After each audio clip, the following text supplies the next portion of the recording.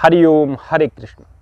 वास्तव में जब तक हमें किसी चीज़ के बारे में जानकारी नहीं होती तब तक वह हमारे लिए नुकसानदायक साबित हो सकती है। मसलन आग का प्रयोग इंसान ने सीख लिया है और आग से बहुत सारे अपने कार्य सिद्ध करता है, जबकि आग उसके लिए खतरनाक है, जला देती है।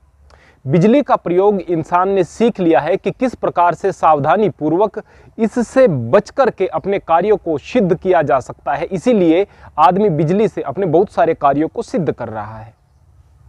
ठीक इसी प्रकार से यदि हम किसी भी चीज के बारे में जानकारी रखते हैं, भले ही वह कितनी भी खतरनाक है या कितनी भी नुकसानदायक है, हम उससे नुकसान नहीं उठाते वरन अपनी जिंदगी को उससे प्रकाशित कर लेते हैं।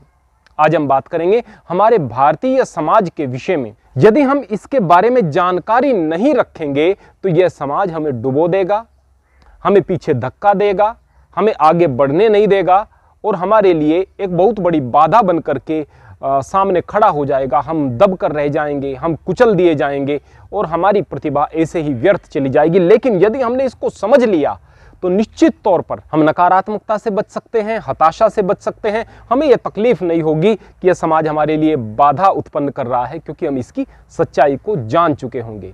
हमारे समाज के अंदर बहुत सारी खूबियां भी हैं, उनको जानने से भी ज्यादा जरूरी है कि जो यहां पर नकारात्मक चीजें हैं उनको आप जान लें और उनसे आप सावधान हो जाएं।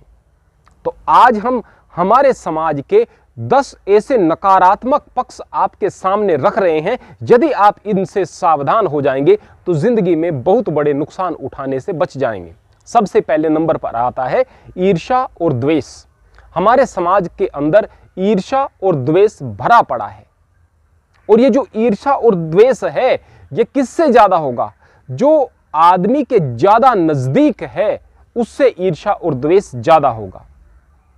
भाई को भाई से द्वेष होगा, देवरानी को जेठानी से द्वेष होगा, सास को बहू से द्वेष होगा। इस प्रकार से जो पास पास रहते हैं उनसे द्वेष होगा।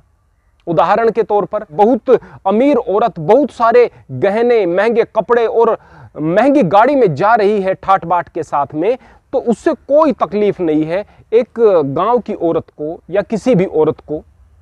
लेकिन यदि उसकी पड़ोसन और विशेषतया उसकी देवरानी या जेठानी कान के झुमके भी बनवा लेती है तो उससे तकलीफ हो जाती है, चिढ़ हो जाती है कि देखो इसने कितने भारी झुमके बनवा लिए। यदि तकलीफ ही होनी थी तो उस औरत से होनी चाहिए थी जो बहुत ज्यादा अमीर थी, जिसके पास इतनी सारी चीजें थी, पर उससे नहीं होगी। जो नजदीक है उससे हो जाएगी। भाई जब तक गरीब है तो आप उसकी सहायता के लिए तैयार रहते हैं, आप अपने घर से जेब से पैसा खर्च करके उसकी सहायता करते हैं। लेकिन यदि वह किसी भी तरीके से आगे बढ़ गया तो फिर आपके मन में चिढ़ होने लगती है। आप सोचने लगते हैं कि जब हमारा परिवार इकट्ठा हुआ करता था उस जमाने से बेईमानी से इसने कुछ पैसा इकट्ठा किया हुआ है, इसलिए यह आगे बढ़ रहा है, इसने जरूर कुछ नंबर 2 किया होगा इसलिए आगे बढ़ रहा है। अब मन में द्वेष होने लग गया, ईर्ष्या होने लग गई। तो ये ईर्ष्या और द्वेष हमारे समाज का हिस्सा है। हर स्थान पर यह चीज देखने को मिलती है, कुछ अपवाद को छोड़कर ज्यादातर स्थान पर यह चीज देखने को मिलेगी।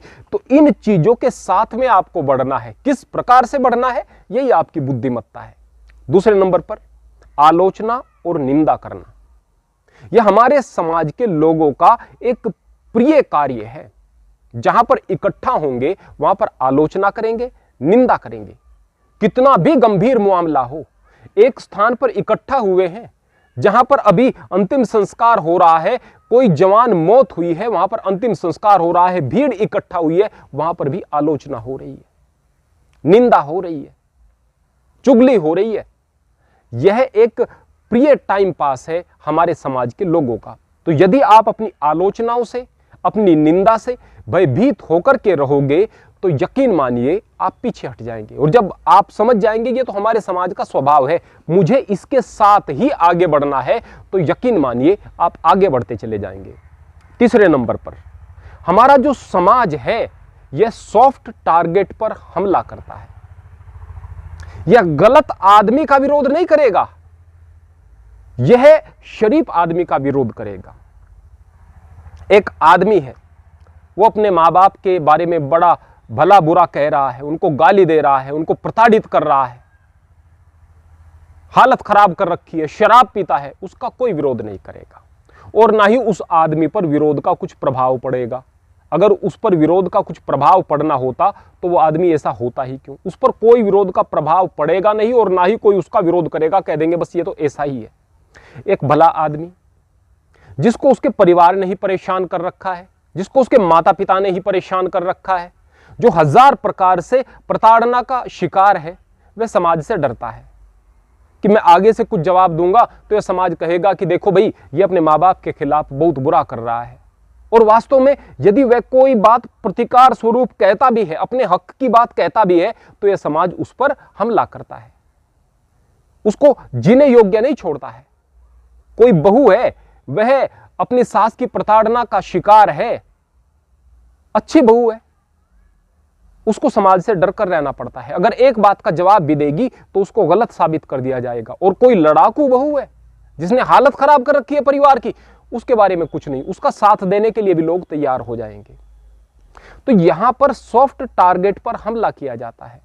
जो भले आदमी है, शरीफ आदमी है, उन पर हमला किया जाता है। जाहिर सी बात है भाई, यह इस समाज का स्वभाव है। इससे बचकर के आपको कैसे बढ़ना है, यह कला आपको विकसित करनी पड़ेगी अपने अंदर। चौथे नंबर पर जातिवाद, लेकिन झूठा जातिवाद। जब बात जाति की आ जाती है तो फिर धर्म को भी पीछे छोड़ देते हैं, हर चीज को पीछे छोड़ देते हैं। जाति जाति जाति जाति के नाम पर लड़ाई, जाति के नाम पर बहुत सारे अत्याचार हमारे देश के अंदर हुए हैं। जाति के नाम पर निरर्थक लड़ाइयां हुई हैं, जाति के नाम पर हम आपस में बट रहे हैं। तो क्या जाति के प्रति वफादार है यहां पर आदमी? बिल्कुल नहीं है। ये जातिवाद केवल लड़ाई के लिए है। कम से कम जाति के प्रति ही वफादार रहकर देख लेते। आपकी जाति का ही है आपका पड़ोसी, दूर तक की बात तो छोड़ दीजिएगा, आपका पड़ोसी आपकी जाति का, ये कितनी सहायता आप उसकी करते हैं जरूरत पर। जब जाति के ही उद्धार की बात आ जाती है तब भी आपके अपने स्वार्थ पहले आकर के खड़े हो जाते हैं। जाति के नाम पर संगठन बने तो आप जाति से पैसा इकट्ठा करके अपने स्वार्थ के लिए खर्च करने पर लग जाते हो। अपने पड़ोसी की सहायता करने का आपके अंदर मादा नहीं है। और बात करते हैं जाति की, लड़ाई के नाम पर केवल जाति काम आती है यहां पर, और किसी चीज के नहीं। किसी का शोषण करना हो तो जाति के नाम पर शोषण किया जा सकता है, और किसी काम का नहीं। कुल मिलाकर के बात यह है, आपके अंदर की दुर्भावनाओं को प्रकट करने के लिए, आपके अंदर के अहंकार को प्रकट करने के लिए, आपस में लड़ाई के लिए आप जाति के सच्चे भक्त हो जाते हैं। और जहां स्वार्थ की बात आती है वहां जाति भी जाए भाड़ में। तो ये झूठा जातिवाद इस समाज का हिस्सा है। 5वें नंबर पर गंदी राजनीति। राजनीति का कोई स्टैंड ही नहीं है। अक्सर राजनेता कहते हुए मिलते हैं मुझे कि राजनीति में कोई स्थायी दुश्मन और स्थायी दोस्त नहीं होता है। अभी मुझे आसपास अपने समाज में लोग दिखाई दिए, अभी एक पार्टी की बड़ी बुराई कर रहे थे, इतनी आलोचना कि बस उससे बुरी कोई पार्टी नहीं हो सकती, और वही नेता उसी पार्टी का दामन थाम रहे हैं, अब उस पार्टी की बड़ी तारीफ कर रहे हैं। दिक्कत की बात यहीं समाप्त नहीं हो जाती है। नेता है, स्वार्थ के लिए चला गया, उसका जो चमचा था, जो कि उस पार्टी की, जिस पार्टी की वह उसका नेता बुराई कर रहा था, उसकी इतनी बुराई करता था, सोशल मीडिया पर काम दाम छोड़कर केवल नफरत फैलाने का काम करता था, आज अचानक पता चल गया कि मेरा नेता अभी पार्टी बदल चुका है। अगर बात आधी ही उसने की थी ना कि सामने वाली पार्टी जो है बड़ी खराब है, और वो डिबेट में था, किसी के साथ बहस कर रहा था, अचानक फोन आया हमारे नेता ने पार्टी बदल दी, तो वहीं से पलटी मार लेगा और अब उस पार्टी के समर्थन में हो जाएगा। अब उसके विचार बदल गए, अब उसका दिमाग बदल गया, अब उसका माइंडसेट बदल गया, अब जो है बिल्कुल पूरे तरीके से वो दूसरा आदमी बन गया। इतनी गंदी राजनीति हो चुकी है। आदमी के सिद्धांत कुछ नहीं है, आदमी की विचारधारा कुछ नहीं है। समाज के अंदर दो तरह के लोग हमारे क्षेत्र में तो विशेष रूप से पाए जाते हैं, या तो वो नेता हैं या फिर नेताओं के चमचे हैं। अब ये नेताओं से और इस तरह के नेताओं से और इस तरह के नेताओं के चमचों से आप कितनी अच्छी चीजों की अपेक्षा कर सकते हैं, कितने सिद्धांतों की अपेक्षा कर सकते हैं, या फिर कैसी अपेक्षा कर सकते हैं कि यह समाज के लिए कुछ लाभकारी होंगे, या अच्छे आदमियों के किसी काम आ जाएंगे, या फिर ये किसी भी प्रकार से प्रगति की ओर आगे बढ़ेंगे। किसी भी प्रकार की ऐसी अपेक्षा नहीं की जा सकती। ऐसे में आपको अपना रास्ता आगे बढ़ने के लिए निकालना पड़ेगा। यह आपकी कला है। 6ठे नंबर पर हमारे समाज के अंदर आडंबर को और पाखंड को बहुत पसंद किया जाता है। पाखंड, धर्म के नाम पर पाखंड। अगर किसी स्थान पर झूठ मूठ का कोई भी पाखंड आप शुरू कर दो, बड़ी भीड़ लग जाएगी। कोई ज्ञान की बात कहना शुरू कर दो तो आप पर आरोप लगाने की कोशिश की जाएगी। आपको कहीं फंसाने की कोशिश की जाएगी कि भाई ये आदमी जो है इसका इलाज होना चाहिए। क्यों? क्योंकि ये पाखंडियों के रास्ते को बंद कर रहा है, क्योंकि ये उनकी मूर्खताओं पर प्रहार कर रहा है। राजनीति में यदि आप बात करेंगे, यदि कोई ईमानदार व्यक्ति जो कि वास्तव में लोगों का भला करना चाहता है, जो वास्तव में अच्छे सिद्धांत रखता है, जो वास्तव में एक बेहतरीन व्यक्ति है, चरित्रवान व्यक्ति है, इस तरह का व्यक्ति यदि राजनीति में आता है तो कहते हैं कि यह तो राजनीति के योग्य नहीं है, यह कहां से राजनीति में आ गए। राजनीति तो बुरे लोगों का खेल है, और जब वो बुरे लोग चुन करके जाते हैं, बुरा काम करते हैं, फिर चिल्लाते हैं कि लोग बुरे हैं, इन्होंने ऐसा कर दिया। अरे भाई, आप ही तो आगे नहीं बढ़ने देते हैं अच्छे आदमी को, आप ही तो विरोध करते हैं। एक छोटे से इलेक्शन में यदि कोई अच्छा आदमी खड़ा हो जाता है और कोई किसी प्रकार का भ्रष्टाचार करता नहीं है, कोई गलत बात कहता नहीं है, शराब पिलाता नहीं है, इत्यादि इस तरह के कोई कार्य करता नहीं है, तो वास्तव में उसकी जमानत भी जब्त हो सकती है, क्योंकि आडंबर पसंद है, पाखंड पसंद है, अंधविश्वास पसंद है, कहीं पर भी हो बस इन्हीं चीजों का बोलबाला है। इसीलिए ज्ञानी आदमी दूर रहता है और अज्ञानी आदमी, मूर्ख आदमी इस समाज पर राज करते हैं। 7वें नंबर पर यह जो समाज है यह शक्तिशाली की प्रशंसा करता है। एक आदमी पैसे वाला है तो बस उसकी प्रशंसा हो रही है, एक आदमी बहुत ताकतवर है, चाहे वह गुंडा ही है, उसकी प्रशंसा हो रही है। यहां तक कि इतिहास को भी खंगालने की कोई जरूरत नहीं है, कोई जरूरत नहीं है। बस किसी आदमी की तारीफ हो रही है, लगातार तारीफ हो रही है, उसको अपनी जाति के साथ आपने जोड़ लिया, उसको धर्म के साथ में जोड़ लिया, और ऊट पटांग इतिहास आपके सामने आ रहा है, उसी को सच मान रहे हैं। ताकतवर आदमी था, उसने अपना इतिहास लिखवाया है, उस इतिहास को लेकर के आप अपने मूर्खतापूर्ण तरीके से समय को बर्बाद कर रहे हैं, लड़ रहे हैं आपस में, और बेहतर भविष्य के बारे में आप सोच नहीं रहे हैं। शक्तिशाली लोगों की प्रशस्ति यह संसार करता आया है, यह समाज करता आया है, यह हमारे समाज की विशेषता है। 8वें नंबर पर इस समाज को चापलूसी बहुत ज्यादा पसंद है। एक नेता है, उसके साथ में रहकर लोग बाग नेता बनते हैं। क्यों? क्योंकि वो उसके चापलूस हैं। अगर चापलूस नहीं है तो उसको आगे बढ़ने का अवसर कोई नहीं देगा। नेता के पास में रहे, ऐसे ही घूमे, न कोई बात सीखी, न कोई अपने अंदर कोई सेवा भावना विकसित की, कुछ भी विकसित नहीं किया। धीरे धीरे केवल उसके तलवे चाटते हुए वह एक नेता बन जाएगा, यही तरीका है। और बाद में उस नेता को धोखा भी देगा, इस बात में भी कोई शक नहीं है।